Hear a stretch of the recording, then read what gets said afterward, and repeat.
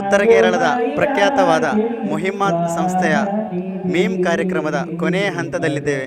ಇಂದು ನಮ್ಮೊಂದಿಗೆ ತೀರ್ಪುಗಾರರಾಗಿ ಬಂದಂತಹ ಮೊಹಮ್ಮದ್ ಆಶಿಕ್ ಸಕಾಫಿ ಅಲ್ ಮಲ್ಹರಿ ಅವರಿದ್ದಾರೆ.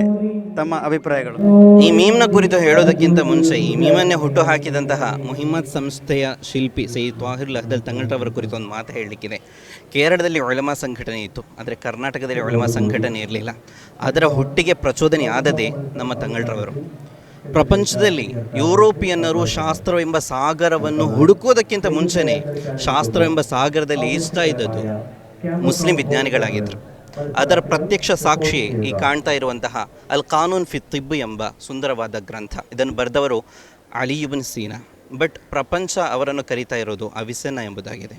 ಸೊ ವಿಜ್ಞಾನಿಗಳೆಲ್ಲರೂ ಕೂಡ ಮುಸ್ಲಿಮ್ರವರಾಗಿದ್ದರಿಂದ ಯುರೋಪಿಯನ್ನರು ಇದು ನಾವು ಬರೆದದ್ದು ಅಂತ ಮುಸ್ಲಿಂ ವಿಜ್ಞಾನಿಗಳ ಹೆಸರನ್ನು ಅವರು ಯುರೋಪಿಯನ್ ಅಥವಾ ಗ್ರೀಕ್ ಲೆವೆಲ್ಗೆ ಅವರ ಹೆಸರನ್ನಾಗಿ ಬದಲಾಯಿಸಿದರು. ಹೀಗಿರುವಾಗ ನಮ್ಮ ಮುಹಿಮ್ಮತ್ನ ವಿದ್ಯಾರ್ಥಿಗಳು ಇಂತಹ ಸುಂದರವಾದ ಸ್ಕ್ರಿಪ್ಚರ್ಗಳು, ಸುಂದರವಾದ ಬರವಣಿಗೆಗಳು, ಸುಂದರವಾದ ಲೇಖನಗಳು ಹಾಗೂ ಭಾಷಣ ಹಾಡುಗಳ ಮೂಲಕ ಪ್ರಪಂಚದಲ್ಲಿ ಮುಸಲ್ಮಾನರು ಅದೆಂತೆಂತಹ ಸುಂದರವಾದ ಕಲೆಗಳನ್ನು ಹುಟ್ಟು ಹಾಕಿದ್ದಾರೆ ಎಂಬುದನ್ನು ಮೀಮ್ನ ಮೂಲಕ ನಮ್ಮ ಮುಹಿಮ್ಮತ್ನ ವಿದ್ಯಾರ್ಥಿಗಳು ತೋರಿಸುತ್ತಿರೋದು ನಿಜಕ್ಕೂ ಸಂತಸದ ಸಂಗತಿ.